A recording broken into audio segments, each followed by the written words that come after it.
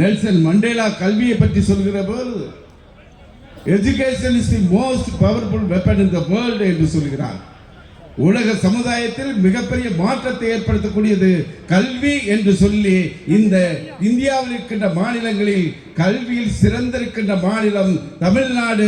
அதை உயர்த்தி காட்டிய பெருமை முத்தமிழ் தலைவர் கலைஞர் என்பதை மறந்துவிடாது.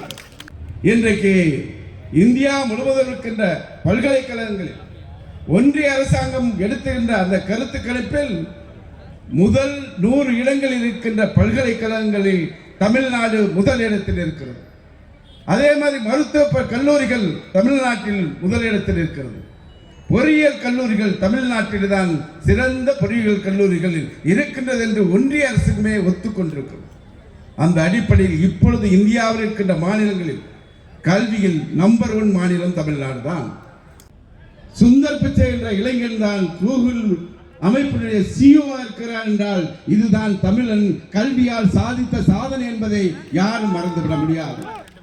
அப்படிப்பட்ட சூழ்நிலை இன்றைக்கு ஒன்றிய அரசுடைய கல்வி அமைச்சராக இருக்கின்ற தர்மேந்திர பிரதான் நமக்கு வர வேண்டிய SSA திட்டத்தின் மூலமாக தமிழ்நாட்டில் பயன்பெறக்கூடிய 43 லட்சம் பள்ளி குழந்தைகள் பயன்பெறக்கூடிய அந்த 2152 கோடி ரூபாயை தர மறுக்கிறார்கள் என்றால் நாம் தயவு செய்து எண்ணி பார்க்க வேண்டும். என்ன சொல்கிறார்கள்? புதிய தேசிய கல்விக் கொள்கையை ஏற்றுக்கொள்ள வேண்டும். அதோடு இங்க இருக்கின்ற எல்லோரும் மும்மொழி கொள்கை இந்தி திணிப்புக்கான அந்த முயற்சியிலும் பாஜக ஈடுபட்டிருக்கிறது. அதை தடுப்பதற்காகத்தான் தமிழ்நாடு முதலமைச்சர் அவர்கள் 2000 கோடி அல்ல 10,000 கோடி தந்தாலும் மும்மொழி கொள்கைக்கு நான் ஆதரவாக கையெழுத்திட மாட்டேன் என்று சொன்ன இந்தியாவின் ஒரே முதலமைச்சர் தமிழ்நாடு முதலமைச்சர் தான். அப்படிப்பட்ட இந்த அநீதிகளை எதிர்த்துத்தான் இந்த ஓரணியில் தமிழ்நாடு இந்த முழக்கத்தை நாம் மேற்கொண்டிருக்கிறோம். குறிப்பாக நம்ம இந்த 4.5 வருஷத்துல பள்ளி கல்வித்துறைக்காக ஒதுக்கீடு செய்த நிதி எவ்வளவு தெரியுமா? 2 லட்சம் கோடி ஒதுக்கீடு செய்திருக்கிறார். இந்த ஆண்டு மட்டும் 46,167 கோடி ரூபாய் கல்விக்காக ஒதுக்கீடு செய்து அதிக நிதி ஒதுக்கியது பள்ளி கல்வித்துறைக்கு என்றால் கல்விக்கு தமிழ்நாடு முதலமைச்சர் தருகின்ற முக்கியத்துவத்தை நாம் அறிந்திருக்கிறோம். அதே வேளையில் ஒன்றிய அரசாங்கம் இந்தியா முழுவதும் 28 மாநிலங்கள் அதே போல 8 யூனியன் பிரதேசங்கள் ஒட்டுமொத்தமாக 140 கோடி மக்களுடைய இந்த தேசத்தை ஆளுகின்ற பாஜக பள்ளி கல்வித்துறைக்காக ஒதுக்கி இருக்கின்ற தொகை வெறும் 78,000 கோடி தான் என்றால் கல்வி நமக்கு கொடுப்பதற்கு அவர்கள் தயாராக இல்லை.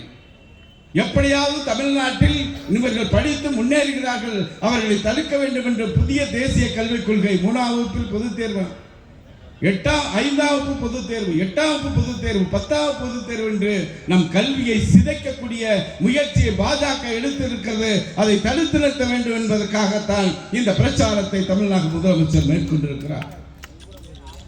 ஆக அப்படிப்பட்ட இந்த தமிழ்நாட்டில் தான் இன்றைக்கு இருக்கின்ற மாநில பிரதிநிதித்துவத்தில் நாடாளுமன்றத்தில் குறிப்பாக சொல்ல வேண்டும் என்றால் 2024 நாடாளுமன்ற தேர்தலில் ஒட்டுமொத்தமாக தமிழ்நாட்டில் இருக்கின்ற மக்கள் பாண்டிச்சேரி உட்பட இந்தியா கூட்டணிக்கு 40க்கு 40 என்ற மகத்தான வெற்றி தேடி தந்தவர்கள் தமிழ்நாட்டு மக்கள். அந்த வெற்றியை தந்தவர் தலைவர் தமிழக முதலமைச்சர்.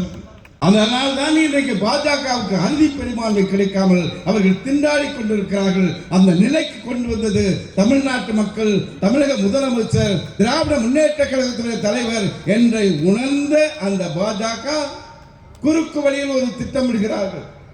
டீலிமினேஷன் என்று சொல்லி நமது நாடாளுமன்ற உறுப்பினர்களுடைய எண்ணிக்கை குறைத்து விட்டால் இவருடைய பலம் குறைந்துவிடும். வட மாநிலங்களில் நாடாளுமன்ற உறுப்பினர்களுடைய எண்ணிக்கை அதிகப்படுத்திக் கொள்வோம். குறிப்பாக தென் மாநிலங்களில் தமிழ்நாட்டில் 39 நாடாளுமன்ற உறுப்பினர்களை 31ஆக குறைப்பதற்கு அவர்கள் இன்றைக்கு நடவடிக்கை மேற்கொண்டிருக்கிறார்கள். அதற்காக அவர்கள் என்ன சொல்கிறார் என்றால் மக்கள் தொகை அடிப்படையில் நாம 35 வருஷத்துக்கு முன்னாடியிலிருந்து குடும்ப கட்டுப்பாடு சட்டத்தை கட்டுப்படுத்தி அதன் மூலமாக மக்கள் தொகையை கட்டுப்படுத்தி பொருளாதாரத்தில் உயர்ந்திருக்கிறோம். ஆனால் வட மாநிலங்களில் அந்த நிலை இல்லை. அதை காரணம் காட்டி தமிழ்நாட்டில் தென் மாநிலங்களில் நாடாளுமன்ற உறுப்பினர்களுடைய எண்ணிக்கையை குறைத்து விடலாம் என்று அவர்கள் முயற்சி எடுக்கிறார்கள். மக்கள் தொகை கணக்கெடுப்பு என்பது 10 ஆண்டுகளுக்கு ஒரு முறை எடுக்க வேண்டும். கடைசியாக 2011ஆம் ஆண்டு எடுக்கப்பட்டது. ஆனால் பாஜக ஆட்சிக்கு வந்தது 2014. இன்னைக்கு வரைக்கும் 2025 ஆச்சு. 2021 மக்கள் தொகை கணக்கெடுக்கப்பட்டிருந்தால் இந்த நிலை ஏற்பட்டிருக்கிறது. 6 வருஷம் தாமதமா அடுத்த வருஷம் எடுக்கிறதா சொல்லி இருக்கிறது பாஜக. அது எடுக்குமா எடுக்காதவங்க தெரியாது. ஸ்பெஷல் இன்டென்சிவ் ரிவிஷன் என்று சொல்லக்கூடிய வாக்காளர் பட்டியலில் தீவிர திருத்தம் கொண்டு வருகிறார்களாம். இதை பீகார்ல என்ன பண்ணியிருக்காங்க தெரியுமா? பீகார்ல உங்களுக்கு பார்த்தா இப்போ சர்வே நிலவரப்படி ஆட்சிக்கு வர முடியாது. நிலைமை ரொம்ப மோசமா இருக்கு. அதனால என்ன சொல்றாங்க, பீகார் மாநிலத்தில் ஒரே நாள்ல 64 லட்சம் வாக்காளர்களை பாஜகவுக்கு வாக்களிக்க மாட்டார்கள், பாஜகவுக்கு எதிரிகள் என்று சொல்லக்கூடியவர்களை ஒரே இரவோட 64 லட்சம் பேரை வாக்காளர் பட்டியலிருந்து நீக்கிட்டாங்க. என்ன நிலைமை? நீக்கின உடனே இன்றைக்கு நமது காங்கிரஸ் கட்சியுடைய தலைவர் ராகுல் காந்தி வாக்கு திருட்டு என்ற பிரச்சாரம் பெரிய அளவில் இன்றைக்கு போய் கொண்டிருக்கிறோம். அதையும் தமிழ்நாட்டில் எஸ்ஐஆரை தமிழ்நாட்டில் கொண்டு வருவோம் என்று சொல்லியிருக்கிறார்கள். அதற்காகத்தான் நம் தமிழ்நாடு முதலமைச்சர் அவர்கள் 68,000 வாக்குச்சாவடிகளையும் நமக்கான முகவர்களை அனுப்பி திராவிட முன்னேற்ற கழகத்துடைய தொண்டர்கள் 68,000 வாக்குச்சாவடியில் பாதுகாக்க அறப்பணியை மேற்கொண்டிருக்கிறீர்கள். அதை மேற்கொள்ள வேண்டும் என்பதற்காகத்தான் இந்த ஓரணிகள் தமிழ்நாட்டை தலைகுனிய விடமாட்டேன்.